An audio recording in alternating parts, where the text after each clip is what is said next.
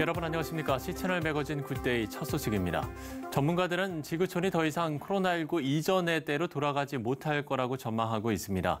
한국교회도 이번 코로나19 사태로 지금까지 겪어보지 못했던 시기를 지나고 있는데요.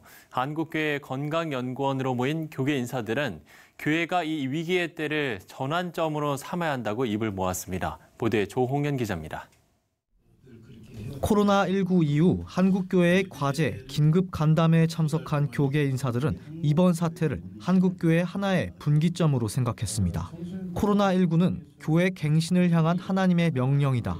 한국교회가 새로운 생각을 할 수 있는 기회다. 변화와 갱신에 대한 언급이 많았던 것만큼 반성의 목소리 또한 컸습니다.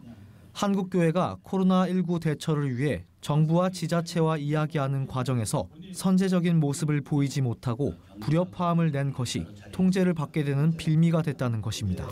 긴급 간담회에 참석한 목사, 장로 등은 한국교회가 소통하지 못한 것에 아쉬움을 표했습니다. 세해된 교회 소강성 목사는 한국교회 안에서도 서로 화답해 정부 수칙을 지키도록 함께 노력하고 예배를 드리거나 축소하도록 내부적인 움직임을 펼쳤어야 했다고 지적합니다. 한국교회는 이러지도 저러지도 못하고 어정쩡한 자세를 취했다는 것입니다.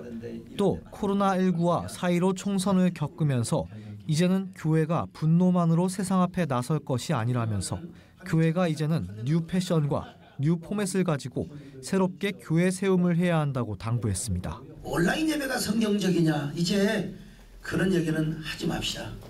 이런 것 가지고 우리가 논란을 하면 안 되고 이 비상시기에 어쩔 수 없는 처석 아니겠습니까? 그래서 이제는 이런 논란 다 우리가 듣고 서로가 서로의 비난을 우리가 다 중지하고 어떻게 우리 한국교회를 세울 것인가에 대한 초미의 관심사가 되어야 될 것입니다.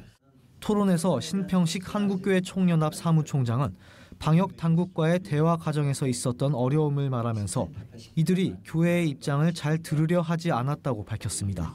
신평식 목사는 이들이 한국교회를 감염병의 온상인 것처럼 대한 이유로 우리나라의 11만여 개 종교단체 중 교회가 최고 7만 5천 단체로 가장 큰 규모라는 통계적 수치 때문이라고 밝혔습니다.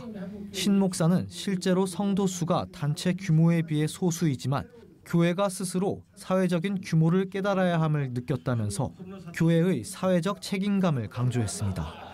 서울중앙교회 한기채 목사는 어떤 어려운 일을 당하면 사회는 꼭 희생양을 찾는다면서 이번 일을 통해 교회의 새로운 변화가 요구되고 있다고 말했습니다.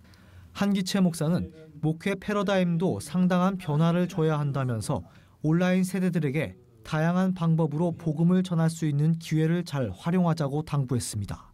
더 다양한 방법으로 이 본질적인 메시지를 전할 수 있는 기회도 어떤 면에서 우리가 갖게 됐고요. 해서 다음 세대라든지 또 아직 믿지 않는 사람들에게도 우리가 더 다가갈 수 있는 다양한 방법들을 이 시대에 맞게 개발해서 적용을 하면 이런 사태가 오히려 한국교회를 갱신시키고 또 새롭게 거듭나게 할 수 있는 그런 기회가 되지 않겠나. 간담회에서는 교회가 예배의 본질을 회복하고 시대에 발을 맞춰 나아가야 한다는 점이 강조됐고 교회의 정당 정치를 피하거나 경계해야 한다는 충고가 이어졌습니다. C채널 뉴스 조홍현입니다. 최근 교계에서는 차별금지법 제정이 이슈로 떠오르고 있습니다. 새로 시작되는 21대 국회에 차별금지법 제정을 요구하는 목소리가 나오고 있는 건데요. 차별금지법 제정에 관한 교계의 의견도 나뉘고 있습니다. 변현준 기자가 보도합니다. 성 정체성과 성적 지향, 인종, 장애 등 사회 전반적인 영역에서의 차별을 포괄적으로 금지하는 차별금지법. 차별금지법은 동성애 반대를 금지시키는 동성애 옹호법이자 반대자를 처벌하는 전체주의적 독재법이라는 논란을 일으키며 법안 제정이 번번이 무산됐습니다. 들어는 봤다는 것이지 반대자를 처벌한다는 것을 모릅니다. 지금 동성애 차별금지법은 반대자를 처벌하는 무시무시한 전체주의적 독재법이다라고 하는 것을 우리가 정확하게 알리면 이 동성애 차별금지법을 압도적으로 반대할 것입니다. 차별금지법을 바라보는 교계의 의견 또한 분분합니다. 교계 연합단체인 한국기독교교회협의회는 지난 21대 총선 직후 입장문을 통해 차별금지법을 조속히 제정하는 평등국회가 돼야 한다고 강조했습니다. 이어 차별금지법 제정은 인권 선진국으로 나아가는 필수 요건이라면서 21대 국회는 평등사회를 만들어가는 일에 박차를 가해달라고 요청했습니다. 교회협의 행보에 대해 비판 성명도 이어졌습니다. 자유인권 실천 국민행동을 비롯한 기독교 단체들은 지난 22일 기자회견을 열고 교회협은 진동성의 행보를 멈추길 바란다고 규탄했습니다. 성경에서 죄라고 금하고 있는 동성애에 대해서도 반대 설교를 하거나 공표를 하고 또 반대한다는 입장을 계속적으로 견지하게 되면 거기에 대해서 법적으로 제재를 가할 수 있는 무서운 법이거든요. NCCK가 성경의 가르침을 정면으로 위배되는 그런 입장을 표명한 거에 대해서 강력하게 규탄하기 위해서 기자회견을 했던 것입니다. 차별금지법은 여러 독소 조항이 포함돼 있어 헌법에 위배되는 법이라는 지적도 있었습니다. 한국교회 언론에는 지난 23일 논평을 통해 차별금지법의 입법 실패는 동성애와 트랜스젠더 옹호 등 독소 조항 때문이라면서 기독교를 옥죄는 내용들이라고 강조했습니다. 이외에도 기독자유통일당은 차별금지법의 궁극적인 목적은 교회와 가정, 사회를 파괴시키는 문화막시즘의 시대를 여는 것이라고 비판했습니다. 다시 점화되고 있는 차별금지법 제정 논란. 최근 국가인권위원회가 올해 안에 차별금지법을 통과시킬 것이라고 밝힌 가운데 법 제정이 가시화되고 있는 것이 아니냐는 우려의 목소리가 제기되고 있습니다. C채널 뉴스 변은준입니다. 서울시가 신천지 유관단체인 사단법인 하늘문화세계평화광복 HWPL에 대해서 최근 법인 설립 취소를 위한 청문회를 개최한 데 이어서 지난 24일 법인을 취소했습니다. 서울시는 법인 설립 허가 조건으로 정관과 관련 법령을 준수하도록 했지만 HWPL 측은 설립 이후에 정기총회 미개최, 회계감사 미실시 등 관련 절차를 지키지 않고 법인을 운영하고 있다고 밝혔습니다. 서울시는 또 문화교류와 개도국 지원을 목적으로 법인을 승인했었다면서 HWPL은 종교 대통합을 통한 평화 사업을 한다는 명목으로 실제로는 신천지 교회와 공동으로 종교 사업을 하는 등 목적과 다른 사업을 하고 있다고 지적했습니다. 이번 행정조사를 통해 허가 조건 위배와 목적의 사업 수행, 공익 침해 등의 위법 사항이 확인됐다면서 법인 제도를 악용하는 것과 위장 종교 활동으로 인해 선의의 피해자가 발생하는 것을 막도록 하겠다고 서울시 측은 밝혔습니다. 사랑의 교회가 지난 주일 부활기념 감사 예배를 드리고 부활의 신앙으로 코로나19란 험한 산을 극복하고 회복하자고 강조했습니다.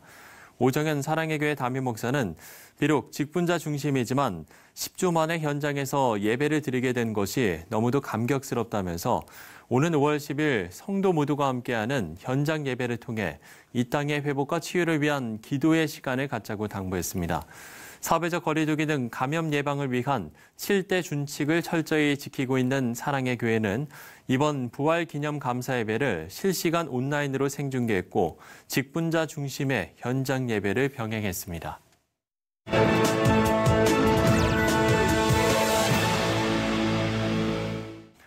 네, 코로나19로 교회와 정부 간의 갈등이 전 세계적으로 일어나고 있습니다. 미국에서는 정부가 교회에 법적 규제를 가하면서 예배를 중단시키는 상황도 벌어졌는데요.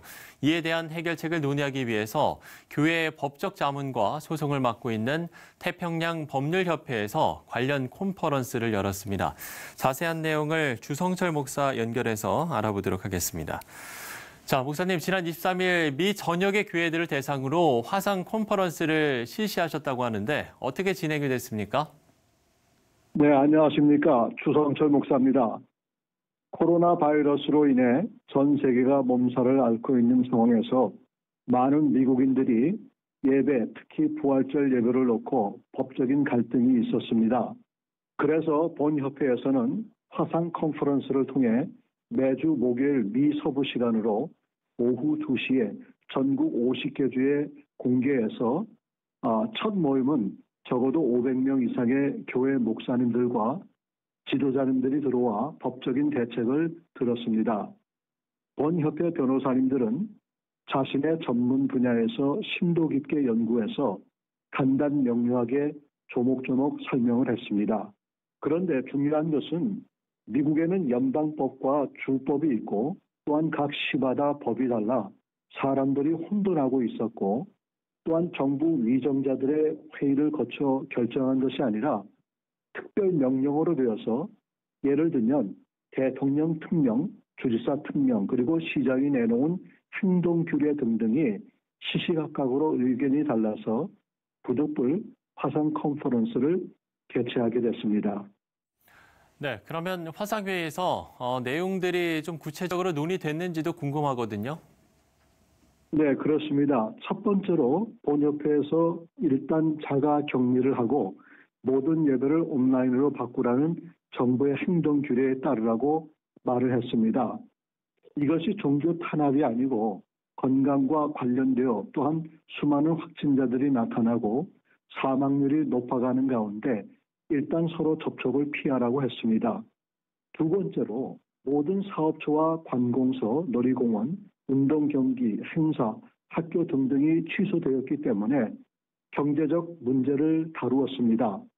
특히 사업에 관한 정부 무이자 융자에 대해서 내용을 전했고 그래서 지난 주간에 있었던 화상 컨퍼런스는 세 분야로 나누어 진행을 했는데 오전 10시에는 사업하시는 분들을 위해서 했고 오후 12시에는 기독교 학교와 선교 단체를 위해서 그리고 오후 2시에는 교회를 위해서 어떻게 하면 정부로부터 융자와 보조금을 받을 수 있는지 설명회가 있었습니다.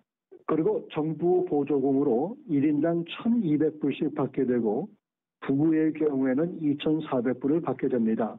그런데 이 기준은 2019년도나 2018년도 세금 보고에 기준하고 그 기준에 따라서 좀 더 많이 받는 사람도 있습니다.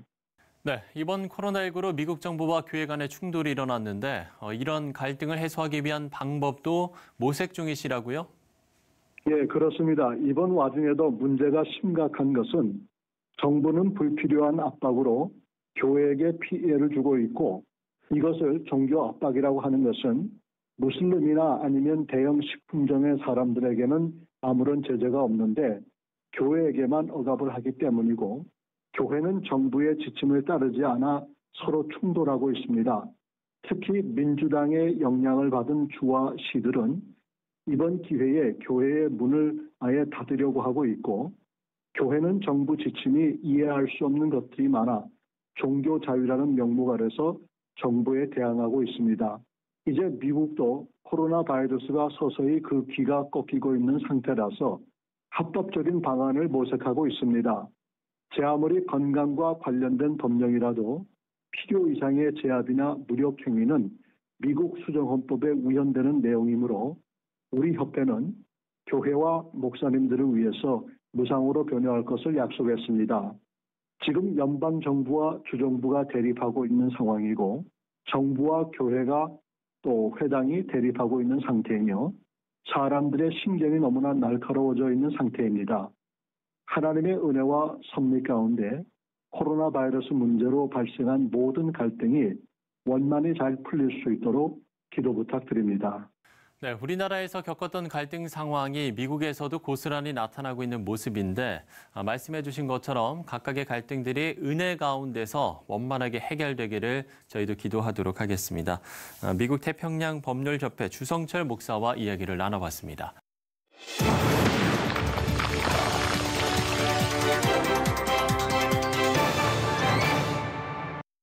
네, 북한 관련 소식으로 함께하겠습니다. 고려대학교 남성욱 교수 스튜디오에 나왔습니다. 교수님 안녕하십니까? 안녕하십니까? 예, 교수님도 아마 지난주에 좀 많이 놀라셨을 것 같은데 김정은 위원장의 건강 이상설이 큰 이슈였는데 주말에는 또 뭐 사망 영상이 또 돌기도 했고요. 그런가 하면 또 북한 건설 근로자들에게 감사를 전했다. 뭐 이런 좀 보도도 지금 여러 가지 보도가 나오고 있는 것 같아요. 일단 이제 사태의 발단은 김정은 국무위원장이 이제 4월 15일 금수산 태양궁전, 즉 김일성의 그 생신 행사에 이제 불참함으로써 시작이 됐습니다. 네.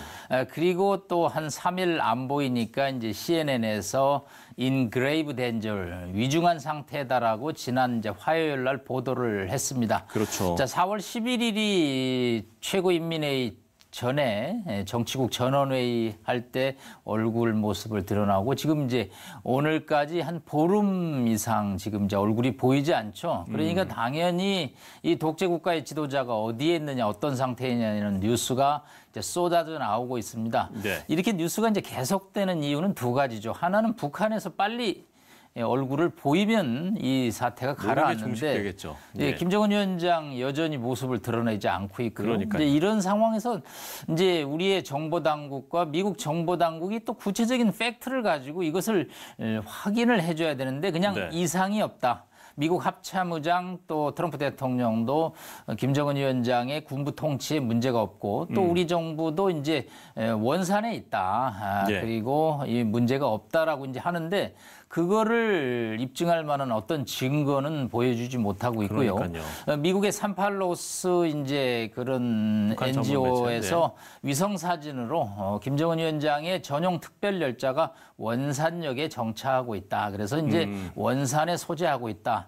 그렇기 때문에 이제 여러 가지 로이터라든가 특히 일본 언론들이 여러 가지 이제 시나리오형 소설을 쓰고 있습니다. 주간연대 같은 데는 뭐 스트로크가 왔는데 이거를 3분 안에 처치를 해야 되는데 의사가 실수로 8분 이상 끌므로써 식물인간 상태가 됐다라고 이제 아주 뭐 구체적으로 옆에서 본 듯이 또 소설 시나리오를 쓰고 있는데 네네. 이것을 부인하는 어떠한 지금 팩트가 나오지 않고 있습니다. 그러다 보니까 뭐 짜집기 유튜브 동영상 여러 가지 시나리오 뭐 저한테도 많은 시나리오가 오고 있는데 아직 확인은 더 많이 조금 받으실 것 어렵습니다. 같아요. 그렇습니다. 예. 그런가 뭐 중국 의료진이 북한에 들어갔다는 보도도 있던데요. 근데 이거 역시 또 확인되지 않는 거죠. 이제 다만 2008년에 여름 8월경에 이제 김정일 국방위원장이 쓰러졌을 때는 이제 중국 의료진과 프랑스 의료진이 들어간 것은 그 당시 이제 팩트로서 나중에 밝혀졌습니다. 예. 아무래도 평양의 의료진들이 자체 장비가 약하기 때문에 이제 확신이 안 들기 때문에 특히 또 치료를 하다 잘못되면 의사들이 큰 화를 당하기 때문에 이제 외국 의료진을 불렀던 사례가 있기 때문에 이번에는 이제 프랑스 의료진 대신에 중국 의료진이 들어갔다라는 이제 보도를 함으로써 이 어떤 김정은 위중설의 이제 신뢰를 높이기 위한 하나의 건데 문제는 이제 확인이 되질 않고 있다라는 거죠. 그렇겠네요. 어찌 됐든 김정은 위원장의 모습이 보이게 되면 이 모든 설들에 대해서 불식시킬 수가 있을 텐데 북한이 침묵을 지키고 있거든요. 그 이유가 그러면 뭐라고 보세요? 이게 가장 큰 미스테리 중에 하나입니다. 이 보름 이상 왜 안 나타날까? 뭐 코로나를 피해서 원산에 가 있다. 거의 중국 뭐 경호원 중에 하나 감염이 됐기 때문에 본인이 치료 및 피신겸 원산 본인의 제2의 고향인 원산으로 갔다라는 얘기도 있는데 문제는 이번 주 특히 4월 25일 인민군 창설 기념일인데도 불참을 했거든요. 그래서 이번 주가 이제 고비가 되질 않겠나. 물론 지난 3년 전에도 평성에 다리를 다쳐서 이제 40일 만에 이제 나타났습니다. 그렇기 때문에 뭐 자맹이 길어질 수는 있는데 특히 이 코로나 사태에다가 이번에는 또 시나리오가 굉장히 구체적으로 유포가 되기 때문에 쉽게 진정이 되지는 않고요. 특히 이번 사태를 통해서 우리가 엿볼 수 있는 것은 본인이 키가 170에다가 130kg라고 그럽니다. 뭐 본인 몸무게를 외부에 추정을 하는 거죠. 그런데 이제 나이가 37이고 이 집안 내력이 할아버지 김일성도 중풍 스트로크가 왔고 아버지도 이제 이 심근경색이죠. 그러니까 본인도 비만 고도 비만인데 건강 관리를 안 하면 앞으로 이러한 심근경색 어떤 위중 사망의 시나리오는 점점 가능성이 높아질 수밖에 없다. 37에 그냥 지나칠 수도 있지만 이게 38, 40 넘어가면 우리도 40대 스트로크가 온다면 중풍이 온다면 일어나기 쉽지 않죠. 그래서 뭐 본인이 이번 기회에 아주 뭐 굉장히 개과천선해서 건강관리를 특별하게 한다면 모를까. 그러지 않으면 이번 계기로 이러한 소동 내지 위중설은 계속될 수밖에 없을 것으로 보입니다. 교수님 말씀처럼 이번 주가 뭔가의 좀 전환점이 좀 될 수도 있을 것 같다라는 생각도 좀 드는데 어쨌든 지금 각 나라들이 좀 여러 가지 시나리오를 좀 만지작거릴 것 같아요. 좀 어떤 얘기들이 나오고 있습니까? 예, 제가 미국의 어떤 연구소, 뭐 또 일본, 또 중국, 독일 이런 데에서 이메일이 계속 옵니다. 시나리오가. 그래서 네네. 영어로 이제 써서 보내주고 있는데 일단 만약 위중설이 사실이라면 일단은 이제 2인자로 지금 불리고 있는 이제 김여정이 떠오르겠죠. 예. 그 다음에 또 핏줄로서는 일단 이복 삼촌인 이제 김평일 체코대사 하다가 들어왔죠. 그 다음에 이제 형 김정철 등이 이제 이 백두 혈통의 하나의 가지들이죠. 그런데 이 최고 지도자라는 것은 한마디로 신뢰와 권위와 정통성인데 일단 지금 2인자 역할을 하고 있는 김여정이 일정 기간은 저는 얼굴마담으로 수행할 수 있다고 봅니다. 그러나 6개월에서 1년 이 무거운 권력을 지탱하기는 어렵고요. 아마 이후에 과거 스탈린이 1953년에 사망하고 마오쩌둥이 사망한 다음에 이제 권력의 공백이 생긴 거죠. 그러면 이 권력층들이 서로 연합하는 집단 지도 체제라는 것이 생깁니다. 이게 6개월에서 1년 정도 이제 공존하는 과정에서 거기서 파워맨이 나타나면 그 균형이 이제 깨지면서 새로운 리더가 나타나는데 이제 외신의 관점은 이 3대 세습, 4대 세습이 되겠느냐라는 건데 저는 4대 세습은 조금 회의적으로 보고 있습니다. 왜냐하면 2011년 12월 17일 날 김정일 위원장이 사망했을 때는 2008년에 스트로크 풍이 온 다음에 3년 동안의 준비를 차근차근 했습니다. 그리고 아들 둘이 이미 20대를 넘어섰거든요. 그러나 지금 이제 이 김정은 위원장은 아들이 아마 10살이 안 된 것으로 저희가 추정을 하고 있고요. 김여정이나 김평일이나 또 형인 김정철 등이 하나의 맨들인데 대상자들인데 이들이 이 무거운 독재 권력을 유지하는 것은 저는 간단치는 않다고 봅니다. 네. 이런 상황에서 판문점 선언 2주년을 맞았습니다. 저희가 그런데 지금의 남북관계 상당히 가시밭길이지 않을까라는 좀 전망들이 많은 것 같아요. 네, 4.27 판문점 선언 2주년이죠. 뭐 여러 가지 합의 사항이 담겨 있습니다만은 원활하게 이행되지 못했습니다. 원인은 두 가지죠. 하나는 북한이 주기적인 군사 도발로 합의사항 이행을 위한 환경이 마련돼 있지 않았고요. 두 번째는 유엔의 대북 제재가 또 시퍼렇게 살아있기 때문에 이것을 무시하고 추진하는 것도 어렵죠. 그런 상황에서 이제 김정은 위원장의 위중설이 나오니까 4.27 뭐 2주년은 굉장히 색이 지금 바란 상태고요. 정부는 일단은 남측 내부의 할 수 있는 것을 먼저 하겠다. 그래서 동해 북부선으로 해서 강릉 제진간 103km 구간을 연결하는 이제 행사를 시작으로 동해 북부선을 연결함으로써 앞으로 그것이 이제 금강산을 넘어서 원산을 지나서 저 낮은 선봉으로 해서 시베리아 횡단철도와 연결시키는 국내 철도망과 유럽 철도망을 연결시키는 이제 행사를 준비하고 있는데 뭐 북측과 같이 하는 행사는 아니고요. 남측 내부의 행사에 그칠 것으로 보입니다. 어쨌든 뭐 남북 관계가 또 북미 관계랑 이게 연계되어 있기 때문에 북미 관계 역시도 우리가 좀 전망을 해볼 필요성이 있을 것 같은데 여기도 지금 뭐 미국의 대선도 있고 지금 김정은 건강 이상설도 있고 여기 역시나 좀 쉽지 않아 보입니다. 네, 일단은 뭐 김 위원장이 나타나야지 앞으로 대화 국면도 진정시킬 수가 있는데 현재로서는 일단 미국 정보 당국이 큰 이상이 없는 것으로 보고 있고 혹시 또 깜짝 쇼로 무력 도발을 하면서 짠 나타나는 그런 시나리오도 미국이 대비를 하기 때문에 지난주에 한미 공군이 연합작전 훈련을 수행했습니다. 사실 뭐 우리 공군 측은 연례적인 훈련이라고 밝혔지만 혹시 있을지 모르는 군사적인 도발에 대비하는 압박 전술로 보여지고 있는데 하여튼 이 한반도 정세가 김 위원장의 위중설과 맞물리면서 안개 속에 있는 것은 분명합니다. 5월에는 뭔가 좀 안개가 걷히기를 기대합니다. 예, 정말 이번 주가 남북 관계 또 북미 관계 어떤 또 전환점이 될 수 있을지도 저희가 좀 지켜봐야 될 것 같습니다. 네, 고려대학교 남성욱 교수와 이야기를 나눠봤습니다. 교수님 오늘 말씀 고맙습니다. 감사합니다.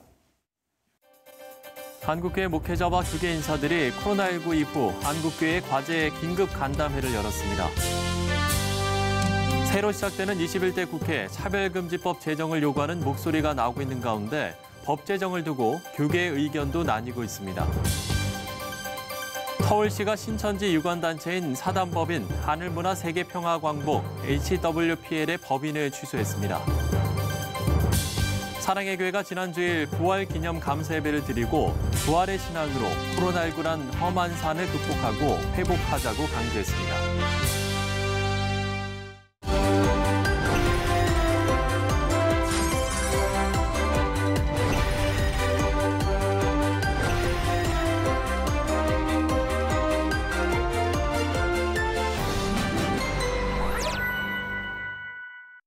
네, 2년 전 있었던 판문점 선언의 구호는 평화 새로운 시작이었습니다. 참되고 영원한 가치, 무엇보다 주님이 주시는 평화가 한반도식의 새로운 출발이 되길 기도합니다. 시차를 매거진 굿데이 오늘 순서는 여기까지입니다. 시청해주신 여러분 고맙습니다.